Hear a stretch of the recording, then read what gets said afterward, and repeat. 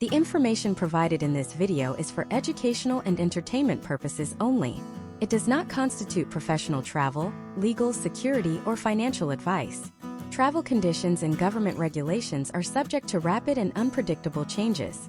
While we strive to provide accurate and up-to-date information, the creators of this content make no representations as to the completeness or current accuracy of the data presented. Viewers are strongly encouraged to conduct their own due diligence, consult with official government sources such as the U.S. Department of State and the Centers for Disease Control and Prevention, and speak with qualified travel professionals or legal counsel before making any international travel arrangements. Reliance on any information provided in this video is solely at your own risk. Imagine you are standing in a bustling terminal at JFK or LAX, passport in hand, looking forward to a long-awaited vacation in a tropical paradise or an ancient European city. You have saved for months, booked the non-refundable boutique hotel, and told all your friends about the trip. But as you wait to board, you notice a notification on your phone. The country you are flying to has just been upgraded to a level 4. Do not travel advisory. In an instant, your travel insurance might become void, your airline could cancel the return leg of your flight, and the U.S. Embassy in that destination may begin the process of drawing down non-emergency personnel. This is not a hypothetical scenario. In early 2024, travelers heading to regions in the Middle East and parts of South America faced exactly this reality as geopolitical tensions flared and civil unrest spiked within hours. Most travelers view U.S. travel advisories as mere suggestions or bureaucratic background noise, but ignoring them is a high-stakes gamble that can lead to being stranded in a foreign country without a safety net. Historical trends show that thousands of Americans find themselves in legal or physical jeopardy every year because they fail to understand the nuance between a Level 2 and a Level 3 advisory. We are entering an era of global travel where information is your only real currency, and if you do not know how to read the fine print of a State Department briefing, you are essentially flying blind. In this comprehensive deep dive masterclass, we are solving the fundamental problem of travel literacy for the American public. The reality is that the U.S. Department of State's advisory system is one of the most sophisticated risk assessment tools in the world, yet it is also one of the most misunderstood. Many travelers see a Level 3 reconsider travel rating and assume the entire country is a war zone, while others see a Level 2 exercise increased caution and assume it is perfectly safe, failing to realize that specific provinces or neighborhoods within that country may actually be under a Level 4 lockdown. Today we are going to bridge that gap. We are going to move past the headlines and look at the actual mechanics of how these advisories are constructed, why they change, and how you can use them to protect your finances, your health, and your life. By the end of this series, you will not just be checking a website, you will be analyzing travel risks like a professional intelligence officer. We will cover the specific indicators used by the Bureau of Consular Affairs, the legal implications for your travel insurance policies, and the step-by-step process for enrolling in programs that ensure the U.S. government knows where you are when the unthinkable happens. To understand the weight of these advisories, we have to look at the sheer scale of American movement abroad. Statistics from the National Travel and Tourism Office indicate that tens of millions of U.S. citizens depart for international destinations annually. With that volume of travel, the potential outcomes for those who ignore government warnings range from minor logistical headaches to catastrophic personal loss. For example, historical case studies of civil unrest in destinations like Ecuador or sudden, health-related border closures during the early 2020s demonstrate that the window to exit a country safely can close in less than 24 hours. When the State Department issues a Level 4 advisory, it is a clear signal that the U.S. government may have very limited ability to provide emergency services to its citizens. This is the open loop that most travelers ignore. The U.S. government is not a global concierge service. If you choose to enter a high-risk zone against formal advice, the logistical and financial burden of your extraction or medical evacuation falls almost entirely on your shoulders. This masterclass is designed to provide you with a framework for decision-making.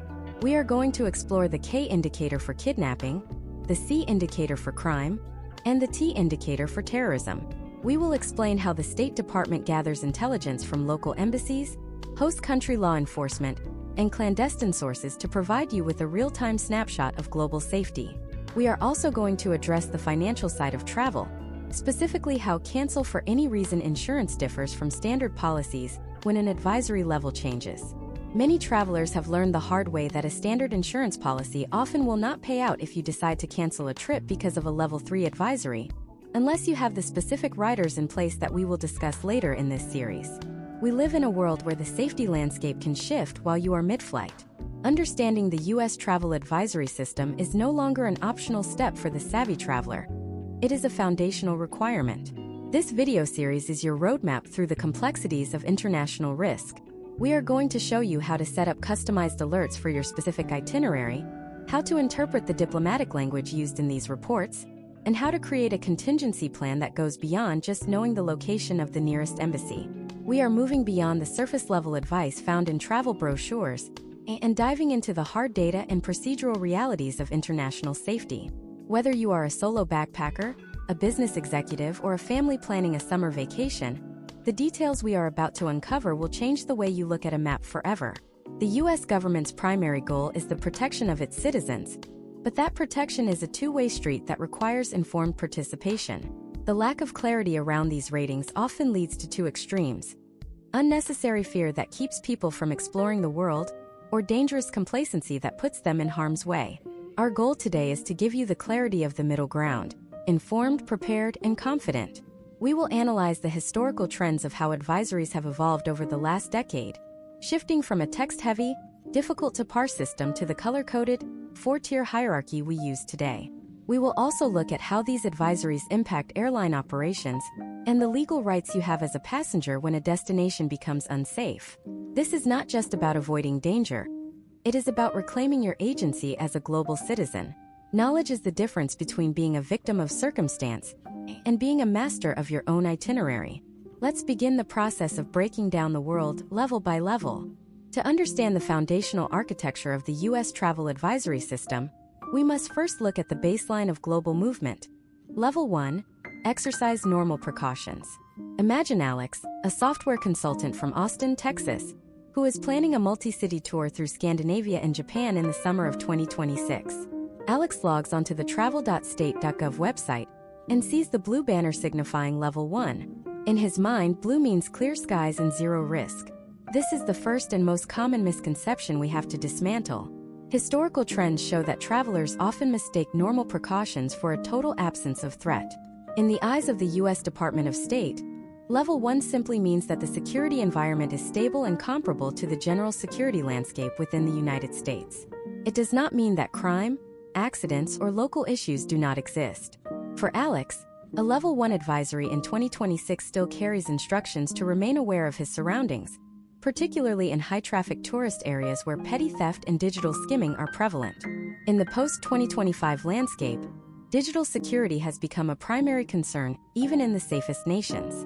A Level 1 advisory for a country like Iceland might still include specific warnings about the unpredictable nature of volcanic activity or hazardous driving conditions in the interior highlands. Step by step, Alex must look beyond the blue color coding and read the safety and security section, which details the specific types of common crimes, such as pickpocketing in metropolitan transit hubs, that even the safest countries experience. As Alex moves his cursor to the next category, he encounters the Level 2, Exercise Increased Caution Advisory, denoted by a yellow banner. This is where the majority of popular U.S. tourist destinations, including much of Western Europe and parts of the Caribbean, are categorized. To understand why a country like France or the United Kingdom would be Level 2 rather than Level 1, we have to look at the risk indicators. These indicators are the heartbeat of the advisory system. In 2026, the State Department uses a series of letter codes to tell you exactly why a country is categorized the way it is. If Alex sees a T indicator, it stands for terrorism. This does not mean an attack is occurring at that moment, but it indicates a historical trend of threats or a documented presence of groups with the intent and capability to target U.S. citizens or Western interests. For Alex, visiting Paris in 2026 means recognizing that the French government maintains a high security alert status due to the persistent threat of extremist activity in urban centers. Potential outcomes for Alex include seeing a visible military presence in the streets or experiencing enhanced security screenings at landmarks like the Eiffel Tower. By understanding the T indicator, Alex knows to avoid large, unmonitored crowds and to stay informed through local media during holidays or anniversaries of previous events. The system becomes even more granular with the C indicator for crime, and the U indicator for civil unrest. Imagine if Alex decides to pivot his trip to a coastal city in South America. He might see a level 2 advisory with a C indicator. This signifies that widespread violent or organized crime, such as armed robbery, carjacking, or assault, is a significant concern. The State Department provides specific data points in these sections, often advising travelers to avoid displaying signs of wealth, such as expensive watches or jewelry, and to use only regulated transportation services. In 2026, the U indicator has become increasingly relevant as global economic shifts have led to more frequent protests and strikes. A Level 2 advisory with the U indicator tells Alex that demonstrations can happen spontaneously and have the potential to turn violent. The step-by-step advice here is clear. If you see a large gathering forming, move in the opposite direction. Do not stop to take photos or videos, as the U.S. Embassy has limited ability to assist you if you are detained during a political protest or caught in the middle of a police dispersal action. One of the most critical updates to the 2026 advisory system is the focus on the I and K indicators. The I indicator stands for wrongful detention. This was added to highlight countries where the host government may use the legal system to detain U.S. citizens without due process, often for political leverage. This is a high-stakes scenario that goes far beyond a simple legal misunderstanding. Case studies from the early 2020s show that travelers in certain Eurasian and Middle Eastern nations found themselves caught in diplomatic crossfire, facing years of imprisonment for minor or fabricated infractions. If Alex sees an I indicator, he is being warned that his U.S. passport may actually make him a target rather than a shield. Similarly, the K indicator for kidnapping indicates a risk of hostage-taking by criminal or terrorist groups. In some regions, kidnapping for ransom is a professionalized industry. The State Department's data-driven approach means that if a country has a K indicator, the risk is not just theoretical. There is a documented pattern of Americans or foreign nationals being targeted. We also have to discuss the H indicator for health and the O indicator for other. In 2026, the H indicator is used for more than just global pandemics. It covers everything from local outbreaks of tropical diseases to environmental hazards like severe air pollution or contaminated water supplies. The O indicator is a catch-all for unique risks, such as maritime threats in the Gulf of Aden or the risk of unexploded landmines in post-conflict zones. When Alex checks the country page for his destination, he needs to look for these letters right next to the level number. This is the intelligence gathering phase of travel planning. To see this in action, let's look at a case study of a traveler we will call Sarah. Sarah is planning a trip to Mexico in late 2026. Mexico is a perfect example of a mixed-level country. While the national advisory might sit at a level 2 or 3, the State Department breaks Mexico down by state. Some states, like Yucatan or Campeche, are level 1, exercise normal precautions. However, other states are level 4. Do not travel due to intense cartel violence and kidnapping risks. If Sarah only looks at the national level, she misses the vital life-saving detail that crossing a state border can move her from a zone of relative safety into a zone where the U.S. government explicitly warns its employees not to travel. This level of depth is what differentiates a tourist from an informed traveler. Sarah's step-by-step process involves using the interactive map on the State Department website to hover over each specific region of her itinerary. Historical trends demonstrate that the transition from a level 2 to a level 3 advisory is the single most important moment for your travel logistics. It is the boundary between a trip that requires extra care and a trip that probably should not happen. But what exactly triggers that shift? What happens when a country you are already in suddenly turns orange on the map? In the next part, we are going to perform a deep dive into level 3, reconsider travel. We will explore the specific criteria that push a nation into this high-risk category, the immediate impact this has on your travel insurance coverage, and why level 3 is often the final warning before a total evacuation order is issued. If you think a level 2 warning is just a suggestion, you need to see what happens to your legal and financial protections the moment that level clicks over to 3. Level 3 is the threshold where your travel plans transition from a simple vacation to a high-stakes logistical operation. When you see that orange banner on the Department of State website that reads Reconsider Travel, you are being given a formal warning that the risks to your safety and security are significantly elevated. To understand the gravity of this, imagine a traveler named Jordan from Chicago. In early 2026, Jordan has been planning a trip to a country in South Asia that has recently seen a sharp uptick in political demonstrations and localized civil unrest. For months, the country was at level 2, and Jordan felt comfortable with the idea of exercising increased caution. However, 3 weeks before his flight, the advisory is updated to level 3 with the U indicator for civil unrest and the C indicator for crime. This change is not just a change in color on a map, it is a fundamental shift in how the U.S. government views the safety of its citizens in that territory. The primary problem Jordan faces now is the intersection of government advice and financial reality. Historical trends show that the moment a country moves to level 3, the complexity of travel insurance doubles.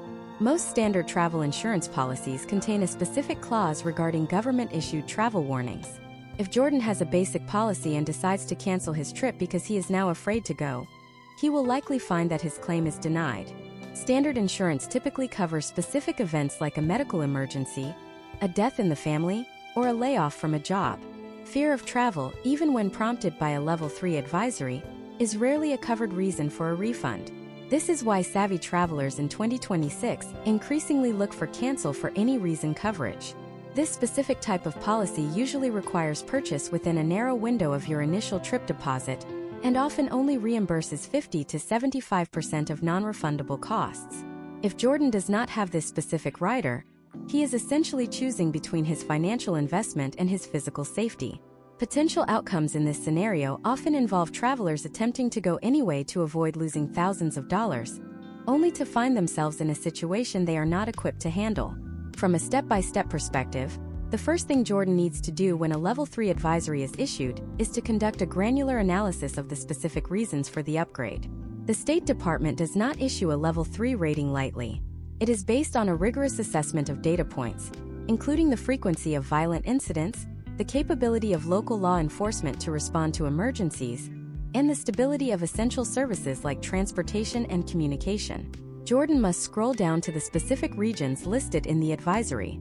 Often, a level 3 rating is driven by extreme volatility in specific provinces or cities.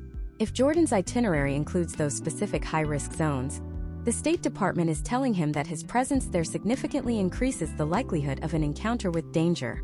Case studies from 2025 and early 2026 highlight the operational impact of level 3 advisories on corporate travel. Imagine Elena, a senior executive for a manufacturing firm in Ohio. Her company has a legal and ethical obligation known as duty of care. When a destination is elevated to level 3, Elena's corporate travel department likely has an automated protocol that triggers a mandatory review of her trip.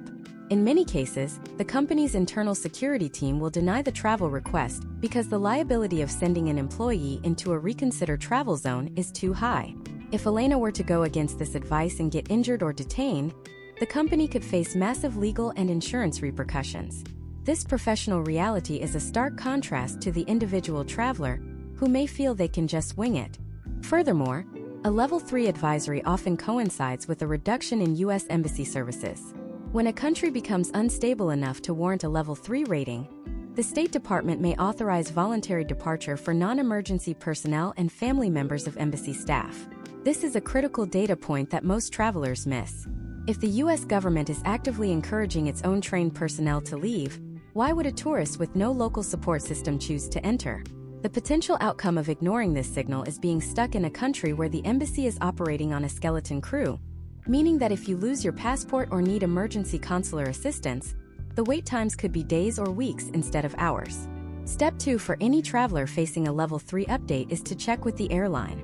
While a level 3 advisory does not legally force an airline to cancel its flights or offer refunds, historical trends indicate that major U.S. carriers sometimes offer more flexible rebooking options or travel vouchers for destinations that have seen a sudden, significant security downgrade.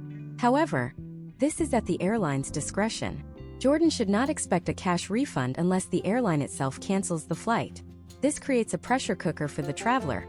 The government says do not go, the insurance company says they will not pay if you stay home, and the airline says the plane is still taking off.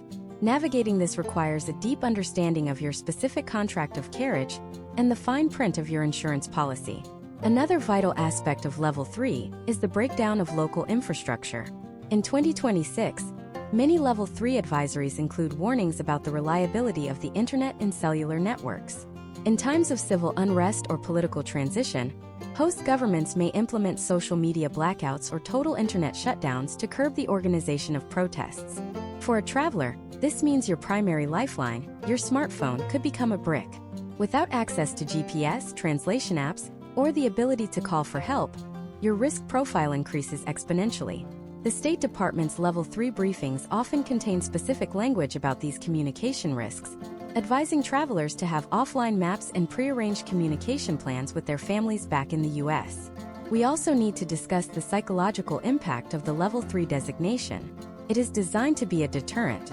It is the U.S. government's way of saying that the situation is no longer within the bounds of a normal travel experience.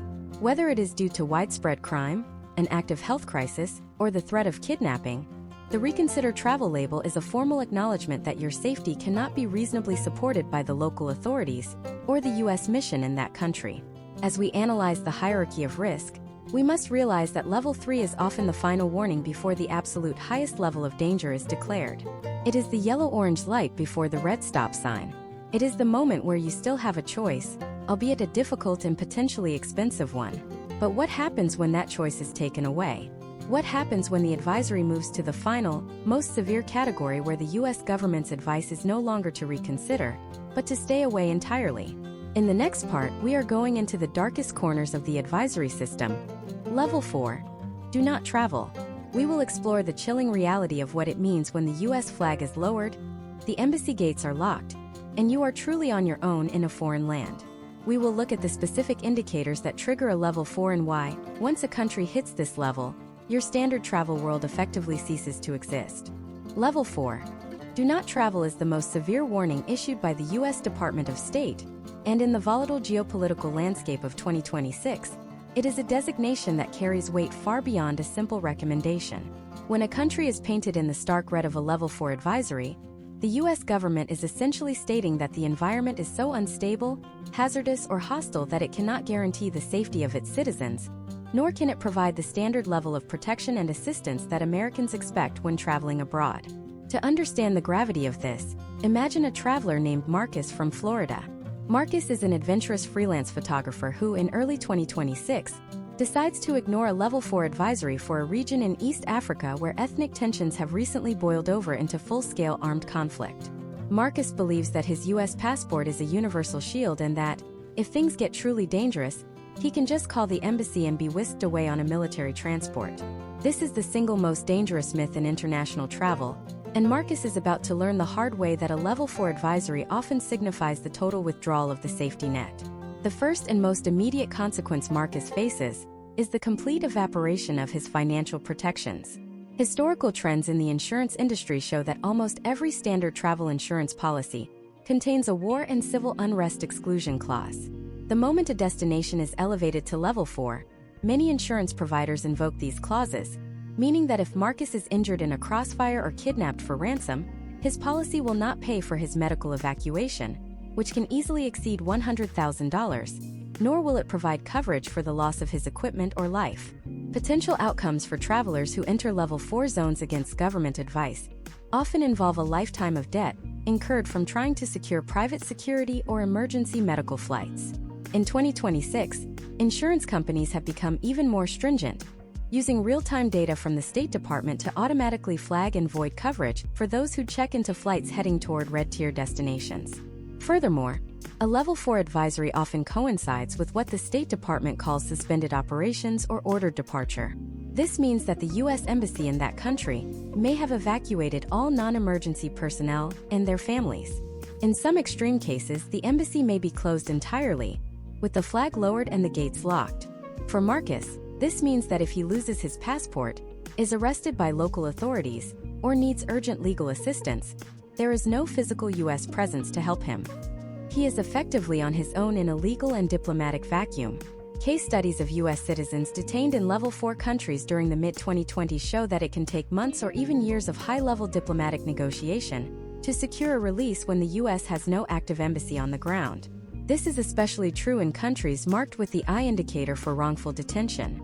In 2026, this indicator has become a centerpiece of the Level 4 classification for several nations where U.S. citizens are viewed as high-value political pawns. If Marcus is detained under false pretenses in an I-coded country, his status as a tourist offers him no protection. Instead, it makes him a target for host government leverage. We must also address the myth of the free government rescue. If the situation in Marcus's destination deteriorates to the point where the U.S. government organizes an evacuation, it is rarely a complimentary service. Historical trends demonstrate that the U.S. government operates these flights on a cost recovery basis. Before boarding an evacuation aircraft, Marcus would be required to sign a promissory note, which is a legal agreement to reimburse the U.S. government for the cost of the seat, which is often calculated at the highest commercial rate for a comparable flight. Additionally, these evacuations are a last resort and are not guaranteed to happen. The State Department is very clear. You should not rely on the U.S. government for evacuation. If you are in a Level 4 country, your primary plan should be to leave via commercial means while they are still available. In Marcus's case, by the time he realizes he needs to go, the local airport might already be under the control of a rebel faction or have its runways cratered, making commercial exit impossible and leaving him stranded in a combat zone. The Level 4 advisory also incorporates the K indicator for kidnapping and the T indicator for terrorism at their highest frequencies. In 2026, kidnapping has evolved from a local criminal enterprise into a sophisticated global business in certain Level 4 regions. These groups specifically target Westerners because they know the perceived value of an American citizen. When the State Department issues a K indicator under a Level 4 banner, they are telling you that there is a high probability of being targeted for abduction. The potential outcomes here are harrowing. Unlike a standard robbery, a kidnapping in a red tier zone involves weeks or months of captivity in extreme conditions with no clear path to resolution, as the U.S. government does not pay ransoms or make concessions to terrorists. Step by step, if you ever find yourself in a country that is suddenly upgraded to Level 4 while you are present, your priority list must shift immediately. First, you must assess the viability of the nearest international airport and book the earliest possible flight out, regardless of the cost or destination, as long as it gets you out of the red zone. Second, you must secure your physical location. Staying in high-security, international hotels that have their own backup power and water supplies, as Level 4 scenarios often involve the collapse of local utilities. Third, you must establish a communication cadence with someone back in the U.S., providing them with your exact coordinates every few hours. In 2026, satellite communication devices have become essential for travelers who find themselves in these zones because local cellular networks are often the first things to be disabled by a government or an insurgent group. The psychological toll of being in a Level 4 zone cannot be overstated. You are living in an environment where the rule of law has been suspended. The local police may be part of the problem, and the social contract has disintegrated. Every person you meet is a potential threat, and every movement you make is a risk. This is why the State Department's warning is so blunt. Do not travel. It is an acknowledgement that the risks have surpassed a level where any amount of preparation or caution can ensure a safe outcome. For Marcus, the freelance photographer, his desire for a unique shot has led him into a scenario where he has no insurance, no embassy, and no clear way home.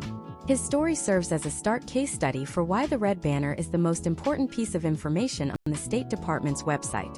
As we have seen, the 4 levels of travel advisories provide a clear hierarchy of risk, from the normal precautions of Level 1 to the absolute warning of Level 4.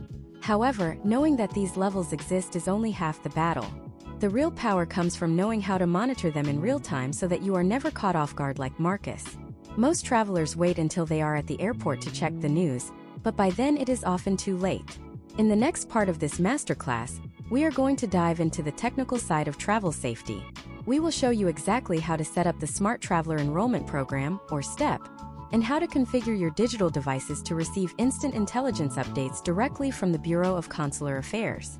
We will explore how to use 2020 SAX's latest AI-driven alert systems to stay one step ahead of geopolitical shifts, and how to build a personalized travel dashboard that monitors your specific itinerary for every indicator we have discussed. If you want to ensure you are never the person standing in a closed airport with a voided insurance policy, you cannot afford to miss the next step in this deep dive. To master the art of safe international movement in 2026, you must transition from a passive consumer of news to an active participant in the global intelligence network. This brings us to the most vital tool in your digital arsenal: the Smart Traveler Enrollment Program, commonly known as STEP. Imagine a traveler named Chloe, a digital nomad from Seattle who is spending the spring of 2026 working from a coastal town in Greece. Chloe is tech-savvy, but like many travelers, She initially viewed government registration as an unnecessary bureaucratic hurdle or a potential privacy intrusion. However, the reality of 2026 is that the speed of information has outpaced the speed of traditional media. While Chloe is sipping coffee in a town square, a localized flash flood or a sudden geopolitical flare-up could be developing 30 miles away. If she is not enrolled in STEP, she is relying on the local news, which may be in a language she does not speak, or social media, which is often riddled with misinformation during the first hour of a crisis. The Smart Traveler Enrollment Program is a free service provided by the U.S. government that allows U.S. citizens and nationals traveling or living abroad to register their trip with the nearest U.S. embassy or consulate. In the technological landscape of 2026, this system has been upgraded to provide more than just static emails. It now serves as a two-way communication channel that bridges the gap between the Department of State's massive data centers and the smartphone in your pocket. When Chloe registers her trip, she is essentially raising her hand and telling the U.S. government, "I am here, this is how you reach me, and these are the people you should contact if I go missing." Historical trends show that during the 2025 regional evacuations in Central Asia, travelers who were enrolled in STEP received exit instructions and muster point locations up to 6 hours before those instructions were posted on public websites. In a crisis, 6 hours is the difference between catching the last commercial flight and being trapped behind a closed border. Step by step, the process of enrolling in STEP is your first line of defense.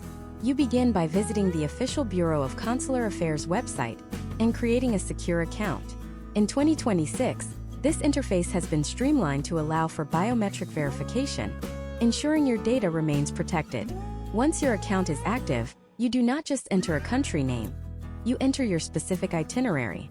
This includes your flight numbers, the addresses of your accommodations, and your local contact numbers. This level of detail is crucial. If a localized incident occurs in the northern province of a country, the embassy uses this data to filter their alerts. Instead of blasting every American in the country with a generic warning, they can send a hyper-targeted, high-priority notification to Chloe because they know she is staying in that specific zip code. Furthermore, you must provide a valid emergency contact who is not traveling with you. This person acts as your domestic anchor.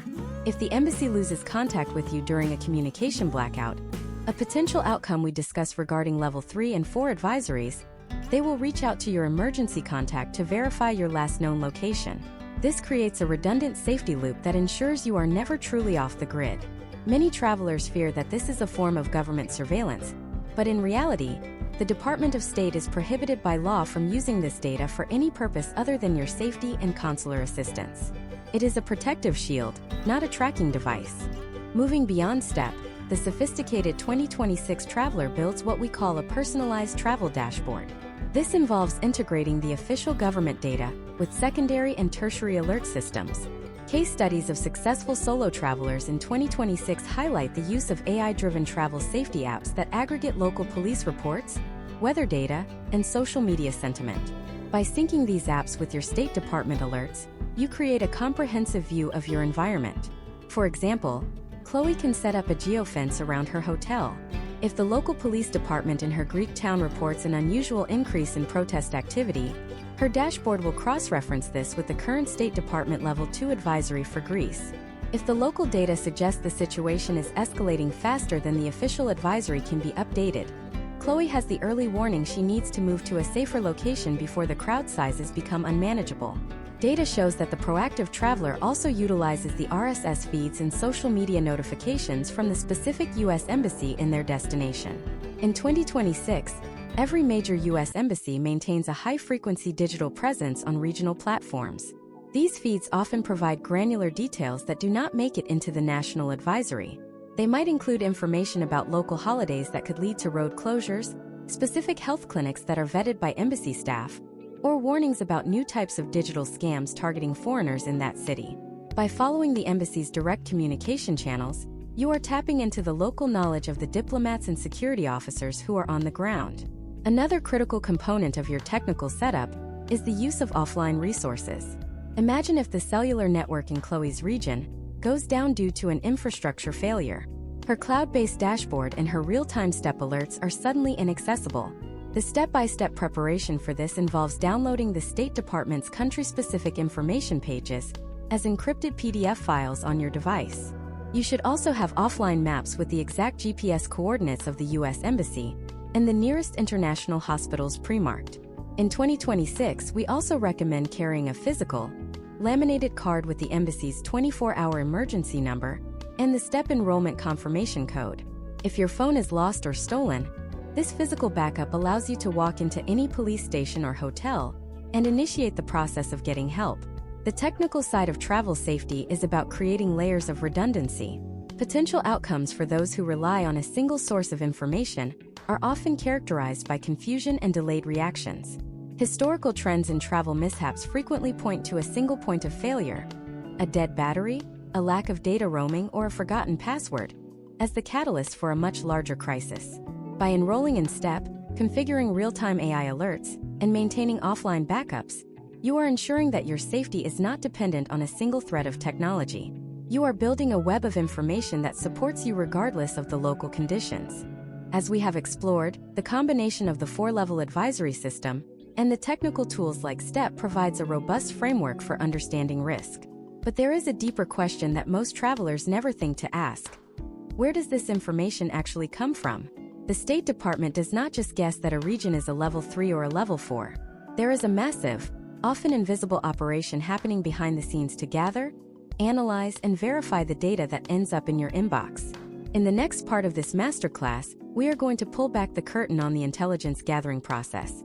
We will explore the roles of the regional security officers, the clandestine reports from local informants, and the complex diplomatic negotiations that occur before an advisory level is changed.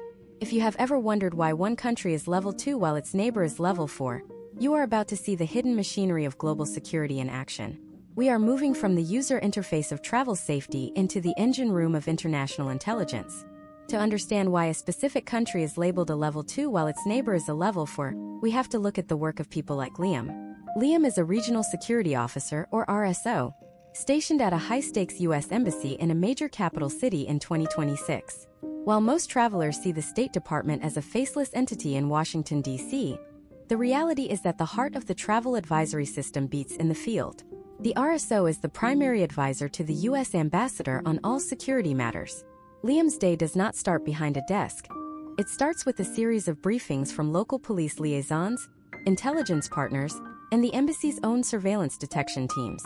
When you read a travel advisory, you are reading a sanitized, high-level summary of the raw intelligence that Liam and his team have collected over the preceding 24 to 48 hours.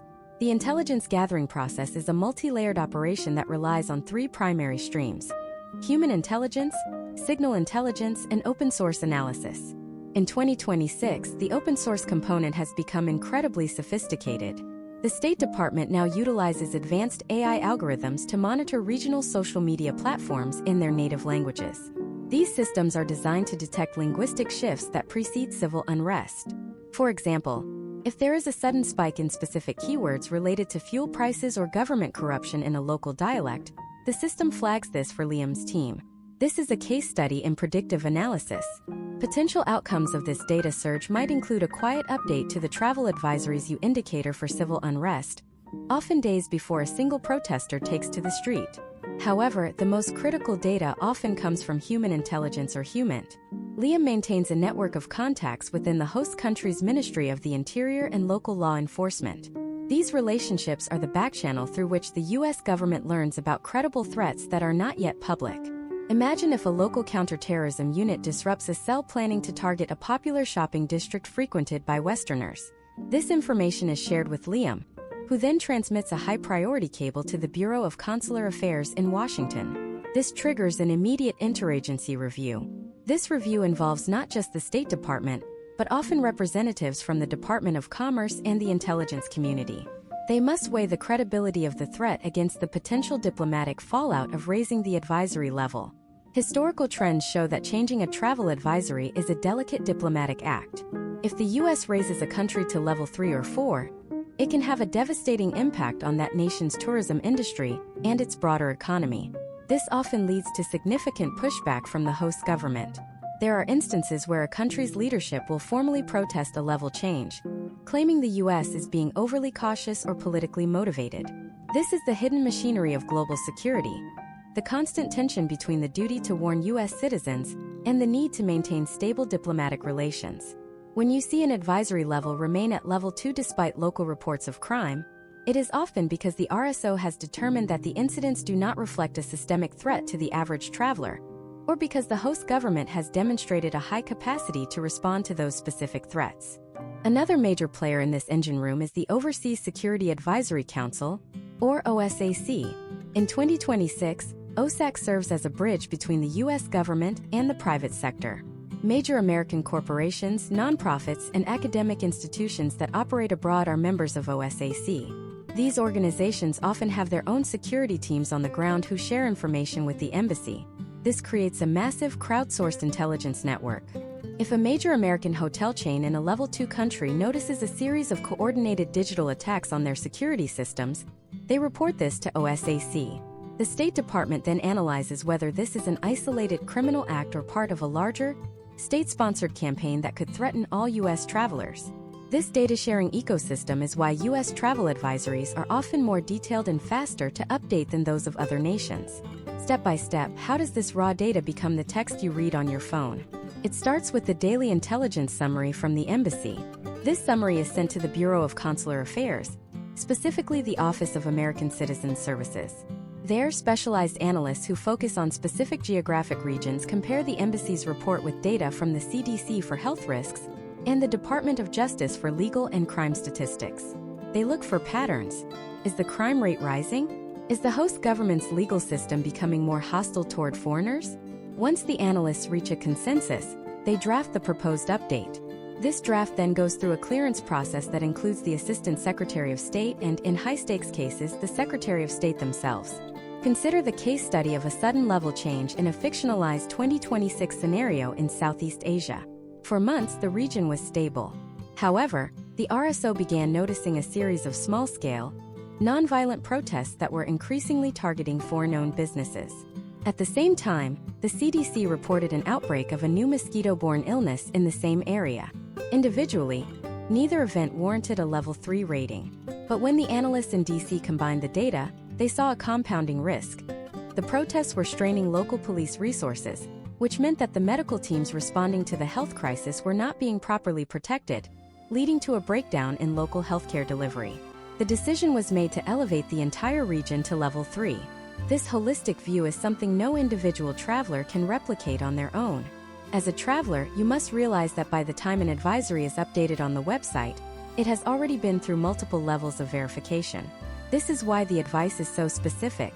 If an advisory tells you to avoid a certain neighborhood or a specific road, it is because the RSO has documented evidence of danger in that exact spot. In 2026, these advisories have become more granular than ever, often including satellite-derived maps that show the exact boundaries of high-risk zones. This is not guesswork.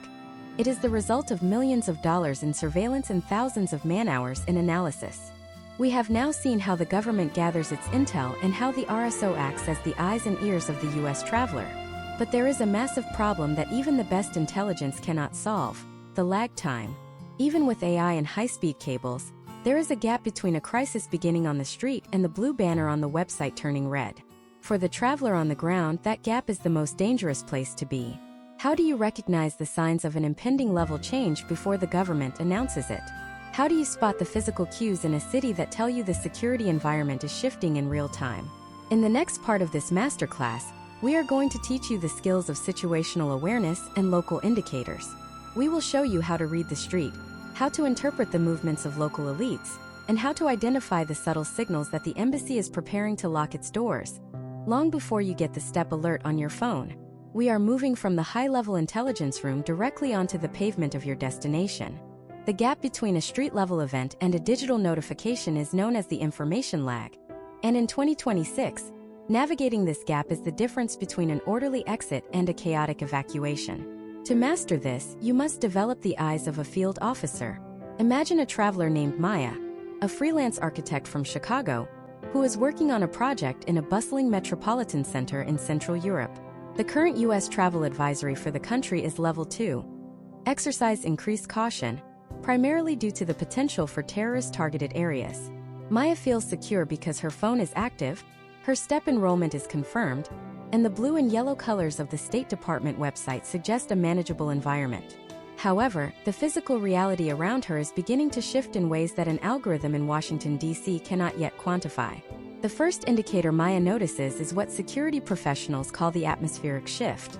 This is the baseline of the city changing. Historical trends show that before major civil unrest or a security downgrade, the rhythm of daily life begins to stutter. Maya observes that the local shopkeepers, who are usually out on the sidewalk by 8 a.m., are keeping their metal shutters half drawn. She notices that the local police, who typically patrol in pairs on foot, are now seen in larger groups in idling vehicles at major intersections. These are not signs of an active emergency, but they are indicators of heightened local anxiety.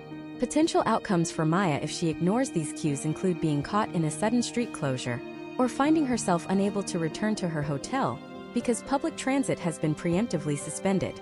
Step by step, Maya should begin to cross-reference these visual cues with local news cycles, looking for discrepancies between official government statements and what she sees on the pavement. One of the most reliable predictors of an impending Level 3 or Level 4 upgrade is the movement of local elites and the diplomatic community. In the security world, this is often called the suitcase indicator. If Maya passes the residential quarter where many foreign diplomats and wealthy locals live, and she notices an unusual number of private security vehicles or families loading luggage into SUVs, she is witnessing a private sector drawdown. These individuals often have access to private intelligence services that operate faster than public government advisories. Case studies from the 2024 unrest in several Caribbean nations showed that the wealthiest residents began moving to secondary properties or departing the country 48 hours before the U.S. State Department issued an authorized departure for its own personnel. Maya's step-by-step response to seeing this should be to immediately verify her own exit options, even if her phone still shows a Level 2 status. Another physical tell is the posture of the U.S. Embassy itself. Before an advisory is officially changed on the website, the physical security of the embassy undergoes a transformation. Maya can look for the installation of temporary concrete barriers, known as HESCO bastions, or an increase in the number of local guard forces at the perimeter. If she notices that the embassy's public-facing windows are being reinforced, or that the usual line for visa interviews has been suspended without a public announcement, the mission is likely moving into a defensive posture. This is a clear signal that the regional security officer has identified a threat that warrants a lockdown. Historical trends suggest that once an embassy goes into a restricted movement phase, a formal advisory update for the general public follows within 6 to 12 hours. Economic indicators also serve as a vital canary in the coal mine for the U indicator, which stands for civil unrest. In 2026, global economic volatility often precedes political instability. Maya should pay close attention to the local currency exchange booths. If she sees long lines of locals trying to trade their local currency for US dollars or euros, or if the exchange rate begins to plummet over a 48-hour period, the risk of civil unrest increases exponentially. Economic desperation is a primary driver of the protests that lead to a Level 3 reconsider travel rating. A case study from 2025 in a North African nation demonstrated that a 20% currency devaluation on a Tuesday led to widespread rioting by Thursday, while the official U.S. travel advisory was not updated until Friday morning. By monitoring the local ATM availability and the pricing of basic goods like bread and fuel, Maya can predict a security downgrade before it hits the headlines. Furthermore, Maya must learn to read the transportation sector. Taxis and rideshare drivers are the most connected individuals in any city. If Maya finds that drivers are suddenly refusing to go to certain neighborhoods or are demanding significantly higher fares for trips to the airport, it is because they are pricing in the risk of encountering roadblocks or violence. In 2026, many drivers use private messaging groups to share real-time security updates. If the drivers are scared, Maya should be concerned. The step-by-step protocol here is to engage in brief, polite conversation with local service providers. Asking a simple question like, "Have you noticed more traffic today?" can often elicit a wealth of local security data that hasn't reached the U.S. Embassy's monitoring stations yet. Maya's situational awareness should also extend to the digital realm of the host country. In many regions, the government will throttle internet speeds or block specific social media platforms in the lead-up to a planned protest or a military operation. If Maya notices that her connection is becoming intermittent, or that her VPN is no longer bypassing local restrictions, she is experiencing a digital curfew. This is a massive red flag. A digital curfew is almost always a precursor to a physical security event. Historical trends show that governments use these blackouts to prevent the coordination of demonstrations, but for a traveler, it means you are about to lose your primary tool for receiving step alerts. To synthesize all of this, Maya should develop a personal early warning system. This involves identifying 3 safe havens within her city: the U.S. Embassy, a high-security international hotel, and a major hospital. She should physically visit the routes to these locations during the day to ensure she knows the way without relying on GPS. Potential outcomes, for those who do not have this mental map, are often characterized by panic when a situation turns volatile. If Maya sees 2 or more of the indicators we've discussed, such as shops closing early and an increase in embassy security, she should move to her primary safe haven immediately and begin the process of booking a commercial flight out, rather than waiting for the color of the advisory to change on the website. The goal of situational awareness is not to live in a state of constant fear, but to operate with a level of professional observation that protects your autonomy. By the time the world sees a level 4, do not travel warning on the news, the window of opportunity for a safe commercial exit has often already closed. The savvy traveler of 2026 knows that the real advisory is written in the actions of the people on the street, the prices in the market, and the silence of the local media. We have now covered the 4 levels of advisories, the technical tools to track them, the intelligence that builds them, and the physical signs that precede them. But there is a specific, often terrifying set of indicators that the State Department uses that we have only briefly touched upon. These are the specialized risk codes that deal with the most extreme human threats: kidnapping, hostage-taking, and wrongful detention. In the next part of this masterclass, we are going to dive into the K&I indicators. We will look at the specific regions where these threats are most prevalent in 2026, the psychological profile of the groups involved, and the protocols the U.S. government follows when an American is taken. This is the dark side of international travel, and understanding how the State Department flags these specific risks could be the only thing that keeps you from becoming a headline. We are moving from the general security landscape into the heart of the most high-stakes consular emergencies. The transition from general security concerns to the specific threats of kidnapping and wrongful detention marks the point where travel planning becomes a matter of survival. In the 2026 landscape, the Department of State utilizes 2 of the most sobering designations in the entire advisory system: the K indicator and the I indicator. To understand the gravity of these codes, imagine a traveler named David, a mid-level manager for a telecommunications firm based in Atlanta. David is assigned to oversee a short-term infrastructure project in a nation that currently carries a Level 3 advisory, but critically, it also features both the K and I indicators. David, like many business travelers, might assume that his corporate status and the legitimacy of his work provide a layer of immunity. However, the K and I indicators are explicit warnings that the very nature of David's citizenship and his presence in the country make him a high-value target for both criminal syndicates and hostile state actors.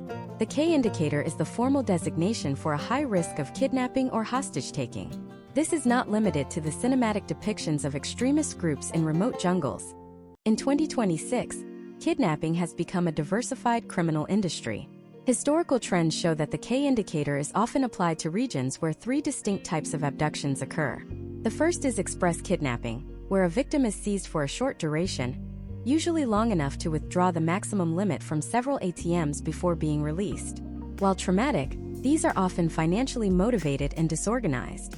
The second type is criminal kidnapping for ransom, orchestrated by sophisticated cartels or syndicates who conduct extensive surveillance on their targets. The third and most complex is ideological or political kidnapping, where individuals are taken by non-state actors to serve as leverage against the U.S. government or to fund insurgent operations. For David, the presence of a K indicator means that the standard safety advice of avoiding dark alleys is insufficient. He must understand the step-by-step mechanics of how these groups operate. Historical case studies from 2024 and 2025 in parts of the Sahel and certain border regions in the Americas reveal that kidnappers often monitor arrival manifests, luxury hotels, and predictable transit routes. If David's company has not arranged for secure, vetted transportation and a high-security residential compound, David is essentially operating in a high-threat environment without a shield. Potential outcomes for an individual taken in a K indicator zone are influenced by a strict U.S. policy, known as the No Concessions policy. The U.S. government does not pay ransoms, nor does it facilitate the exchange of prisoners for the release of hostages held by non-state actors. This is a hard truth that every traveler must digest. If you are taken by a criminal group, the U.S. government will provide diplomatic pressure and investigative support, but they will not write a check for your release.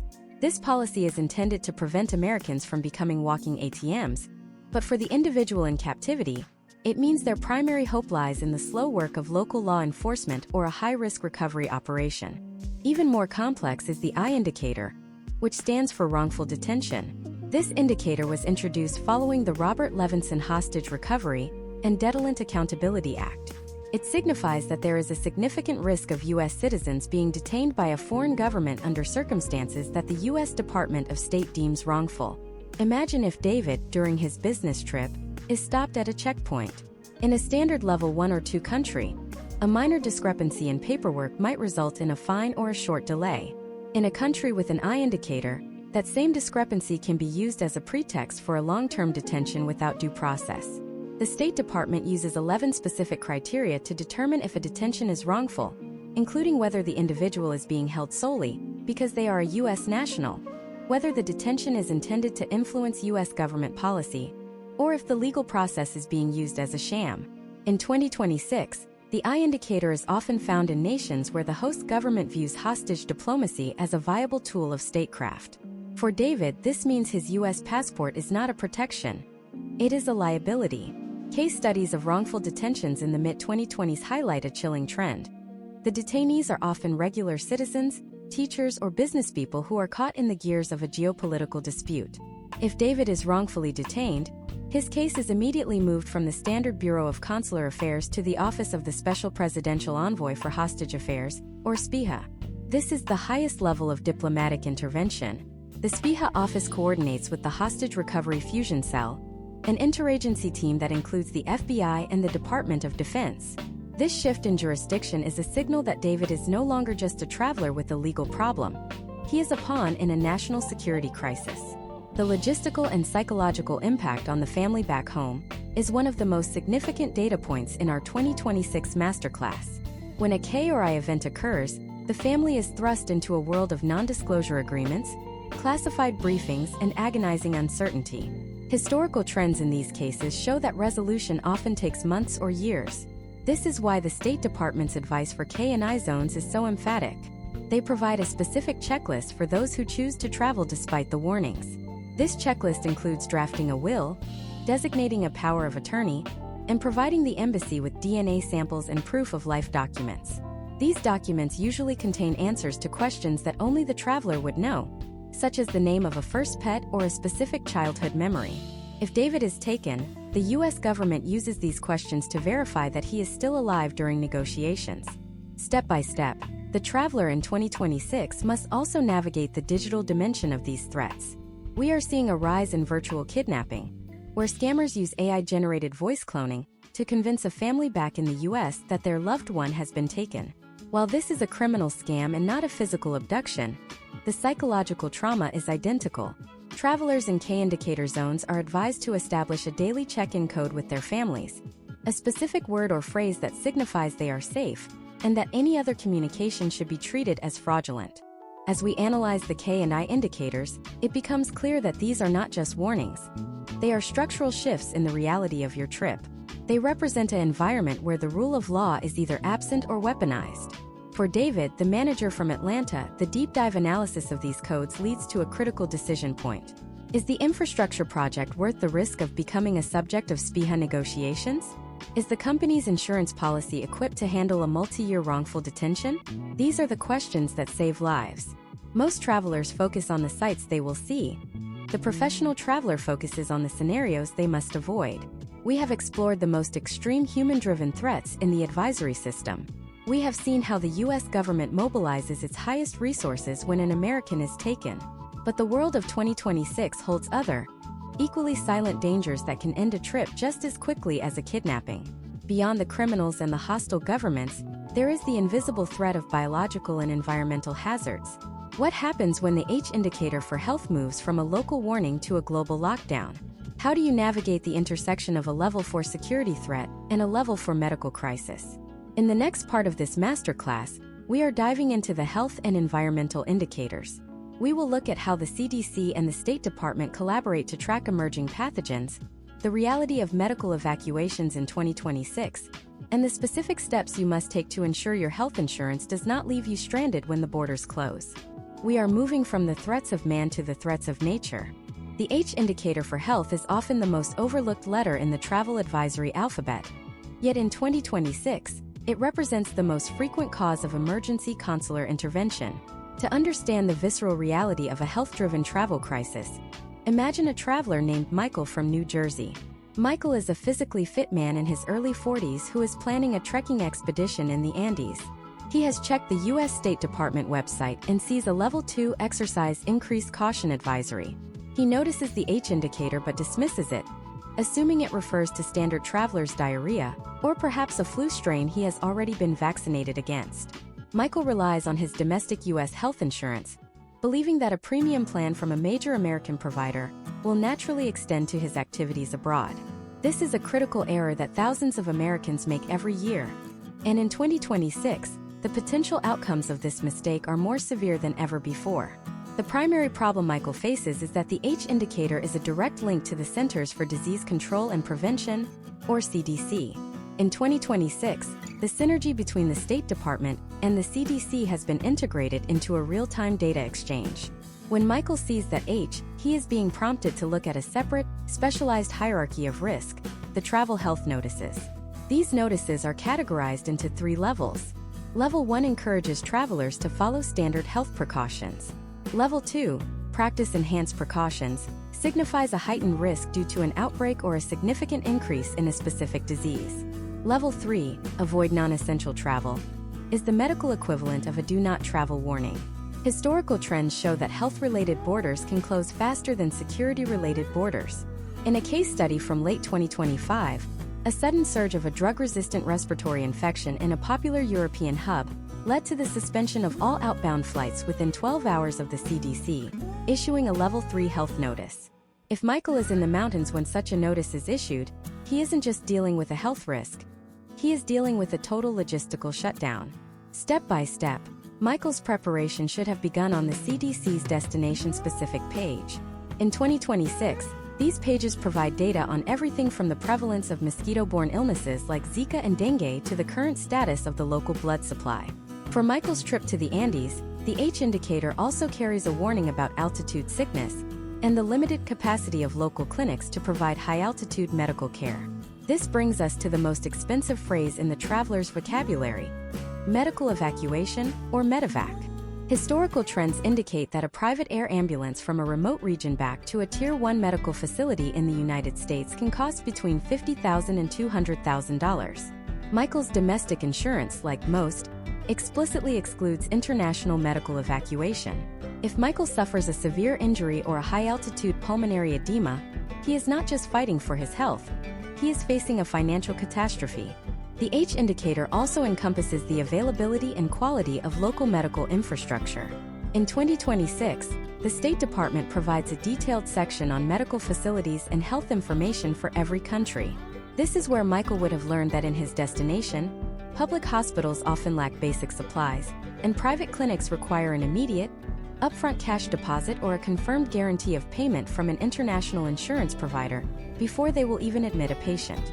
Potential outcomes for travelers without travel-specific medical insurance include being denied life-saving treatment or being held in a facility until the family back in the U.S. can wire thousands of dollars. The step-by-step protocol for Michael should have been to secure a primary travel medical policy that includes a minimum of $100,000 in emergency medical coverage and $500,000 in medical evacuation coverage. These policies are designed to handle the direct billing with foreign hospitals, a task that no individual can navigate in the middle of a medical crisis. Beyond biological threats, we must address the O indicator for other, which in 2026 frequently refers to environmental hazards. Imagine if Michael's Andean trek was disrupted not by a virus, but by an environmental catastrophe. The O indicator covers natural disasters such as volcanic eruptions, earthquakes, and extreme weather events. In the 2026 climate landscape, atmospheric rivers and sudden onset heat waves have become primary drivers of travel disruption. If a country is marked with an O indicator for seismic activity, the State Department is warning you that the local infrastructure, hotels, bridges, and airports may not be built to modern safety standards. Historical trends show that in the aftermath of a major earthquake in a level 3 or 4 zone, the U.S. Embassy's first priority is accounting for its personnel, not organizing a tourist rescue. Michael would need to know the location of the nearest open-air muster point and have a physical copy of his medical records, as digital systems are the first to fail during a natural disaster. Environmental risks also include man-made hazards like extreme air pollution. In several major Asian and South American capitals in 2026, the O indicator is used to warn travelers about hazardous air quality levels that can trigger severe respiratory distress in those with pre-existing conditions. For Michael, who may have mild asthma, this O indicator is just as dangerous as a crime warning. The potential outcome of ignoring an air quality warning is a week spent in a local hospital rather than on the trail. This highlights a fundamental truth of the 2026 advisory system. The risk levels are subjective to your personal health profile. A level 1 country for a healthy 20-year-old can be a level 4 for an individual with specific medical vulnerabilities. The synergy between the H and O indicators creates what security professionals call a compounded risk environment. This occurs when a natural disaster like a hurricane causes a breakdown in sanitation, leading to a secondary health crisis, such as a cholera outbreak. Case studies from the mid-2020s show that travelers often prepare for the primary event, but are blindsided by the secondary health surge. The step-by-step defense against this is to maintain a travel-ready medical kit that includes prophylactic medications and a portable water filtration system, as advised in the State Department's health briefings. As we look at the intersection of health, environment, and security, we see that the U.S. travel advisory system is more than just a warning. It is a comprehensive risk management framework. Michael's Andean journey serves as a cautionary tale of what happens when we cherry-pick which warnings to believe. We are living in an era where the invisible threats, the pathogens in the air and the instability of the environment, are just as likely to cancel your trip as any political unrest. We have now dissected the levels, the indicators, the technology, the intelligence, and the biological risks. You have the tools to analyze the world like a professional, but all the information in the world is useless without an action plan. How do you take these thousands of data points and turn them into a foolproof pre-flight checklist? How do you communicate your safety plan to your family so they don't panic if they see a news report? In the final part of this masterclass, we are going to build the ultimate 2026 travel safety protocol. We will provide the final step-by-step workflow that you should perform exactly 72 hours before you head to the airport. We are going to consolidate everything we have learned into a single, high-stakes execution strategy that ensures you are the most prepared person on the plane. The final piece of the puzzle is about to fall into place. The execution of a successful international journey in 2026 relies on the final 72 hours before you step onto that aircraft. This is the window where theoretical knowledge transforms into tactical readiness. Imagine a traveler named James, a freelance consultant from Denver, who is preparing for a 3-week trip to a major metropolitan area in Southeast Asia. The country is currently listed as Level 2. Exercise increased caution, with a C indicator for crime and a newly added U indicator for civil unrest due to upcoming regional elections. James has followed this masterclass, but he knows that the most dangerous period for any traveler is the transition from the safety of home to the unpredictability of the field. His 72-hour protocol is not a suggestion. It is a data-driven survival strategy designed to mitigate the potential outcomes of a sudden security downgrade. Step 1 of the protocol is the final advisory audit.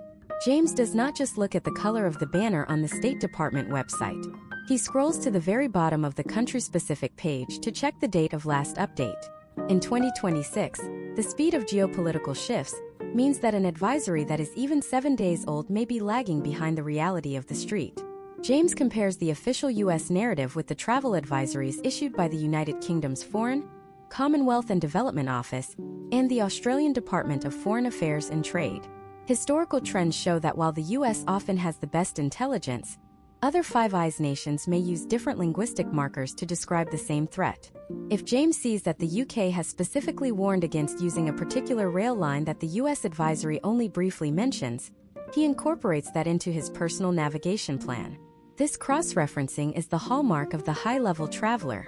Step 2 involves the activation of the emergency communication loop. James contacts his sister in Denver, who is his designated domestic anchor. They do not just exchange itinerary details, They establish a duress protocol. This is a critical lesson from the K and I indicators we discussed earlier. James and his sister agree on a specific, innocuous phrase that, if used in a text or phone call, signifies that James is being followed, detained, or is otherwise under duress without being able to speak freely.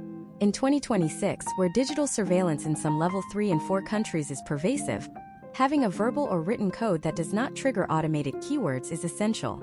Furthermore, James provides his sister with his STEP enrollment confirmation number and a digital folder containing high-resolution scans of his passport, his international immunization record, and his travel medical insurance policy. This ensures that if James's phone is seized or destroyed, the primary documents needed for a consular intervention are already in the hands of someone who can act. Step 3 is the financial and insurance verification. James spends 30 minutes on the phone with his travel insurance provider. He does not ask generic questions about coverage. He presents specific scenarios based on the current H, C, and U indicators for his destination. He asks if the local government declares a state of emergency due to civil unrest and the airport closes. Does my policy cover the cost of a private security extraction to a neighboring country?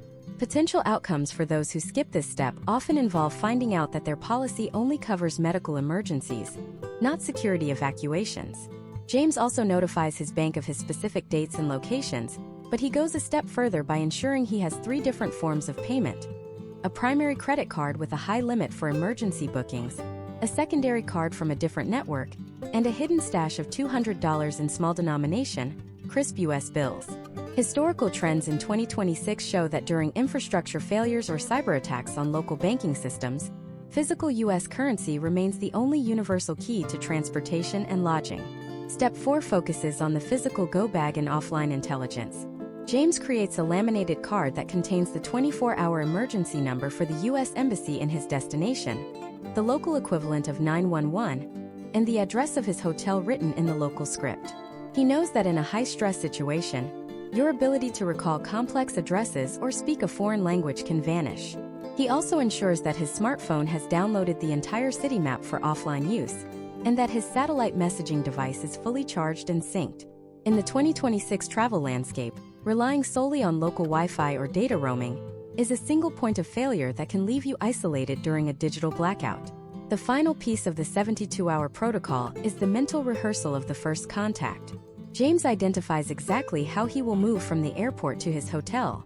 Case studies of travel crimes in 2026 highlight the airport arrivals hall as the highest risk zone for predatory scams and targeted thefts. James has pre-booked a vetted, private transport service recommended by the embassy's OSAC reports, rather than relying on a rideshare app or an unregulated taxi.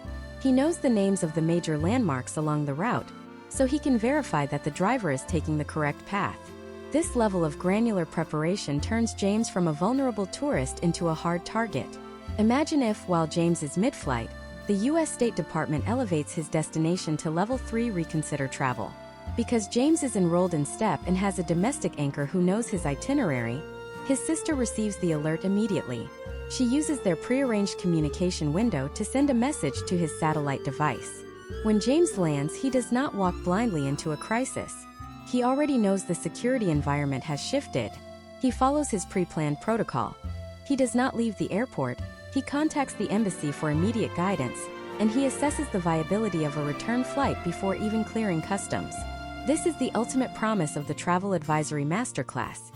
It does not prevent the world from being dangerous, but it prevents you from being surprised by that danger. As we conclude this deep dive series, we must recognize that the U.S. Travel Advisory System is a living document. It is a reflection of a world in constant flux, where the boundaries between safety and risk are redrawn every day. You now possess the analytical framework to read between the lines of every color-coded banner and every lettered indicator. You know that a Level 1 rating is an invitation to remain vigilant, and a Level 4 rating is a boundary you should not cross. You understand the role of the regional security officer, the power of the STEP program, and the physical cues of a city in distress. You are no longer just a passenger on a plane. You are a proactive manager of your own global security. The legacy of an informed traveler is one of confidence and agency. While others may avoid the world out of fear or stumble into it out of ignorance, you move with the quiet assurance of someone who has done the work. You have the technical tools, the intelligence-gathering skills, and the tactical protocols to navigate the complexities of 2026 and beyond. The map is no longer a collection of borders. It is a landscape of data that you have learned to master.